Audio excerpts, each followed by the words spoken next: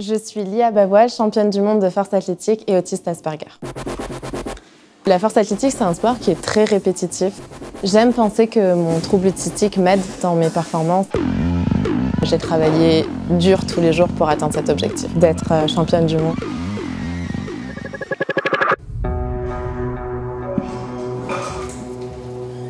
La force athlétique, c'est 3 mouvements, le squat, le bench et le deadlift. Lors de ma dernière compétition, j'ai fait un record du monde au squat à 213 kg. J'ai fait 112,5 au bench. Et j'ai fait un record du monde au deadlift à 231 kg. Ce qui me donne un total de 556 kg. Et c'est un record du monde dans ma catégorie en moins de 63.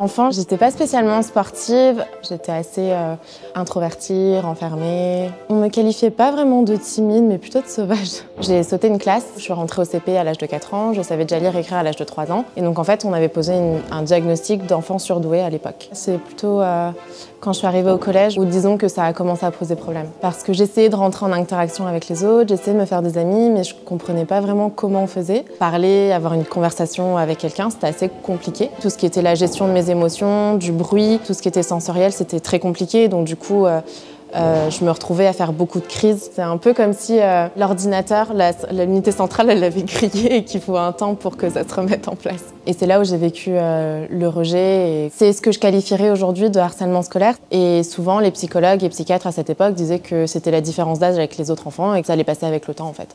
Sauf que c'est jamais vraiment passé.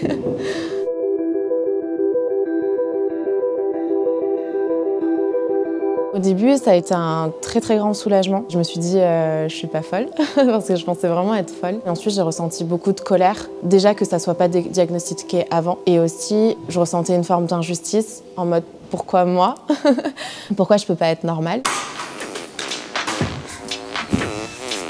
Je m'entraîne 4 fois par semaine, entre 2 à 4 heures. Oui, par séance.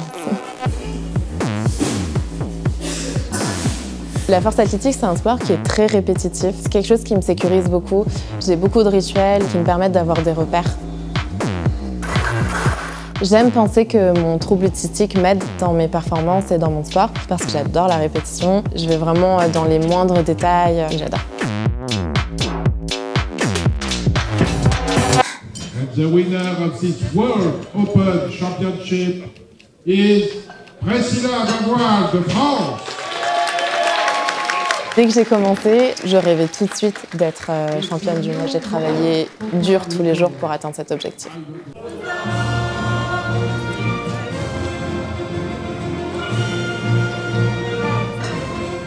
Pendant longtemps, jusqu'à temps que je découvre la force athlétique, je pensais être un peu bonne à rien. Je me demandais qu'est-ce que j'allais faire dans ma vie, est-ce que j'allais être capable de travailler. J'avais un énorme décalage entre ces capacités intellectuelles que j'avais et qu'on me disait que j'avais, et vraiment les capacités que j'étais capable de mettre en action. Et du coup, je me disais, mais ok, j'ai tout ça, mais je sais pas comment le faire, je sais pas quoi en faire. Et en fait, la force athlétique, ça a été vraiment le biais qui m'a fait prendre conscience aussi que j'avais de la valeur et que j'étais capable de faire des choses.